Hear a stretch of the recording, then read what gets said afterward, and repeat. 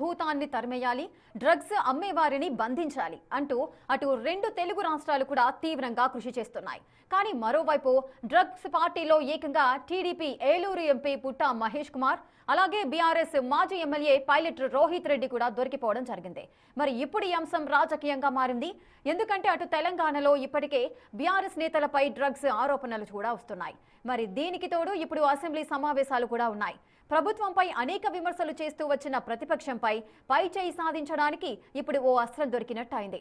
ఇక మరోవైపు ఏపీలో డ్రగ్స్ పై ఉక్కుపాదం మోపుతామంటూ ప్రకటిస్తున్న టీడీపీ ప్రభుత్వం డ్రగ్స్ తీసుకుంటూ టీడీపీ ఎంపీని దొరకడంతో టార్గెట్ చేస్తోంది వైసీపీ. మరి ఈ పరిణామాలన్నీ కూడా రాజకీయంగా ఎలాంటి ఎఫెక్ట్ చూపించబోతున్నాయి? సార్, ఇప్పుడు రెండు తెలుగు రాష్ట్రాలు డ్రగ్స్ పైన ఉక్కుపాదం మోపుతాము, రాష్ట్రంలో అసలు డ్రగ్స్ ఆనవాళ్లే కనిపించకుండా చేస్తామంటూ కూడా తెలంగాణకు సంబంధించి ఈగల్ టీంని ఏర్పాటు చేయడం జరిగింది. అటు టీడీపీ ప్రభుత్వం కూడా ఎన్నో చర్యలు చేపడుతోంది ఏపీలో. ఇప్పుడు నిన్న జరిగిన డ్రగ్స్ పార్టీలో పైలట్ రోహిత్ రెడ్డి నిర్వహించిన డ్రగ్స్ పార్టీలో ఏలూరు ఎంపీ పుట్ట మహేష్ కుమారే దొరకడాన్ని ఏ విధంగా చూడొచ్చు? రాజకీయంగా ఎటువంటి పరిణామాలు చోటు చేసుకోబోతున్నాయి అనుకోవచ్చు? అంటే ఒక రాజకీయ నాయకుడు దొరికినంత మాత్రాన ఆ పార్టీ మొత్తాన్ని బ్లేమ్ చేయడం కరెక్ట్ కాదు. టీడీపీ కానీ, టీఆర్ఎస్ కానీ, కాంగ్రెస్ కానీ, బీజేపీ కానీ. సో మనము వ్యక్తులుగా రాజకీయ నాయకులు చేసే పొరపాట్లకు మొత్తం పార్టీనే నిందించే పని ఎప్పుడూ చేయకూడదు. ఎందుకంటే పార్టీ యాక్టివిటీ కాదు కదా. డ్రగ్స్ పార్టీ ఏమైనా టీడీపీ ఆఫీస్లో జరిపారా, టీఆర్ఎస్ ఆఫీస్లో జరిపారా? అదేమన్నా చంద్రబాబు నాయుడు పంపిస్తే డ్రగ్స్ పార్టీకి వెళ్ళాడా? సో అందువల్ల పొలిటికల్గా పార్టీని, ఆ పార్టీ నాయకుల్ని అకౌంటబుల్ చేయడం కరెక్ట్ కాదు. కానీ ఎందుకు ఈ సమస్య వస్తుందంటే రాజకీయాల్లో కాంపిటీషన్. నిజంగా ఇప్పుడు వైసీపీ నాయకుడు దొరుకుంటే టీడీపీలు ఊరుకునే వల్ల ఈ పార్టీ గంజాయి పార్టీ, ఈ పార్టీ మందు పార్టీ, అసలు ఈ పార్టీలో ఉండే వాళ్ళంతా ఇట్లనే ఉంటారు అని చెప్పి మామూలు అటాక్స్ చేసేవాళ్ళు కాదు కదా. సో అందువల్ల ఇవాళ వైసీపీకి అవకాశం వచ్చింది, వాళ్ళు మొదలు పెట్టారు దాడి. సో అందువల్ల రాజకీయ పార్టీలు నాలాంటి వాళ్ళు ఎవరైనా రాజకీయ నాయకులు ఇలాంటి పనులు చేస్తే ఏ రకమైన చట్టబద్ధమైన, అనైతికమైన, చట్ట విరుద్ధమైన పనులు చేస్తే ఆ నాయకుల్ని నిందించాలి తప్ప పార్టీ అధినేతను నిందించాల్సిన అవసరం లేదు. కానీ మన రాజకీయాలు ఎలా తయారైందంటే ఏ చిన్న తప్పు జరిగినా ఆ పార్టీని నిందిస్తారు. ఇప్పుడు చూడండి, ఎక్కడన్నా కాంగ్రెస్ పార్టీ వార్డు మెంబర్ ఏదన్నా తప్పు చేశారనుకోండి, రాహుల్ గాంధీ మస్ట్ ఆన్సర్ అనుకుంటూ అర్నబ్ గోస్వామి, నావికా కుమార్, రాహుల్ శివశంకర్, ప్రణేష్ కుమార్ అని ఈ నేషనల్ టీవీలో యాంకర్లు ఉంటారు. వాళ్ళంతా రాత్రికి సిద్ధపడతారు, తుపాకులు పట్టుకొని, AK-47 పట్టుకొని. Rahul Gandhi should answer why your ward member in Adilabad did like this అంటాడు. సో రాహుల్ గాంధీ ఆ ఆదిలాబాద్లో వార్డు మెంబర్కి ఏం సంబంధం? సో అక్కడి నుంచి మొదలు పెడతారు. ఇలా అయినాక మరి ప్రత్యర్థులు ఎదుర్కొంటారు. అందులో ఒక పార్టీ పాలన మొత్తం గంజాయమయం, డ్రగ్స్ మయం అని కూడా పొలిటికల్ నెరేటివ్ బిల్డ్ చేస్తూ వచ్చారు.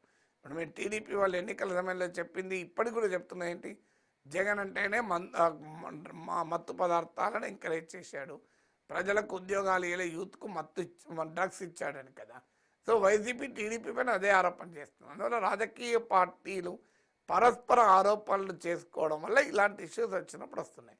బట్ ఎప్పుడైనా నా స్టాండ్ అది నాయకులు చేస్తే నాయకుల్ని తప్పట్టాలి, దానికి పార్టీ మొత్తాన్ని మనం విమర్శించాల్సిన అవసరం లేదు.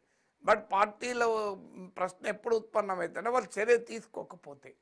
ఇప్పుడు ఆల్రెడీ టీడీపీ ఎంపీ పైన, టీఆర్ఎస్ మాజీ ఎమ్మెల్యే పైన ఈ ఆరోపణలు వచ్చాక ఒక మారల్ స్టాండ్ తీసుకోవాల్సిందంటే రాజకీయ పార్టీలు వెంటనే అతనిపైన చర్య తీసుకోవాలి. అతనిపై చర్య తీసుకోకపోతే party honesty and integrity questionable అవుతుంది. అందువల్ల మీకు కావాలంటే మళ్ళీ విచారణ తర్వాత తప్పు లేదని తేలితే మళ్ళీ పార్టీలో చేర్చుకోవచ్చు, తప్పేం లేదు కదా. కానీ సమాజానికి ఏ సంకేతాన్ని ఇస్తావు అంటే డ్రగ్స్ను అరికట్టాల్సిన పాలకులే డ్రగ్స్ను ప్రోత్సహిస్తే ఏం చేయాలి? ఇప్పటికీ డ్రగ్స్ పైన నిజంగానే రాజకీయ సంకల్పంతో ఉన్నదా అనే ప్రశ్న. మనం ఇద్దరు చూసాము తెలంగాణలో, ఆ సినిమా వాళ్ళందరినీ లైన్ కట్టి ఒక 40 రోజులు 30 రోజుల పాటు రోజు ఒక హీరోయిన్, రోజు ఒక హీరో, రోజు డైరెక్టర్ డ్రగ్స్ టాస్క్ ఫోర్స్ ముందుకు రావడం. ఇక మన టీవీ ఛానళ్ళకైతే పండుగ. ఆ రోజుల్లో ట్రంప్ లేనట్టున్నాడు, అందువల్ల రోజు వార్తలు ఉండేవి కావు.